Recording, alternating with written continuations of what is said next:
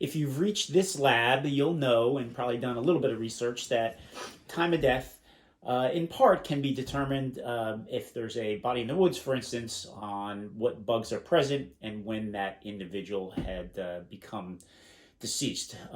It's called wave succession, so the bugs arrive in different orders.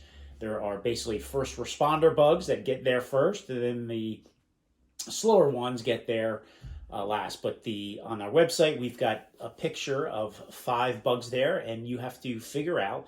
I would suggest printing that out and cutting them up and figure out which one arrives first, second, third, fourth, and fifth, based on the following. The Coffin Fly. They thrive in dumpsters and unsanitary conditions. They locate buried bodies in coffins, prefer older, decaying matter. Their sponge-like mouth allow them to feed on fluids and tend to arrive after burial. The skin beetle prefer dry tissue.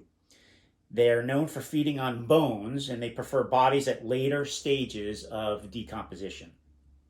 The flesh fly give birth to their young on human corpses at any stage of decomposition. However, they like open wounds and are attracted to bloody garments. Maggots can live in amphibious habitats, and they're known to colonize after an extended period of rain. Again, what I'm giving you is all clues for which one of these bugs, again, entomology, the study of bugs, comes into play in forensics investigations. The northern blowfly is most abundant in the spring and in July. They make up the first wave of flora and fauna. If you don't know those words, you should look them up. To colonize a corpse. Entomologists can detect their presence of drugs in their pupae casings years after an individual has died, which means if they are feeding on a corpse and that corpse has done drugs, you'll actually find presence of that drug in the bugs itself years after that individual's already passed away. So they keep and hold on to some of those things. They don't necessarily process them. And then that was the northern blowfly. And lastly is the cheesefly. These flies are weather resistant. They do not take up residence in the corpse until 3 to 6 months after death.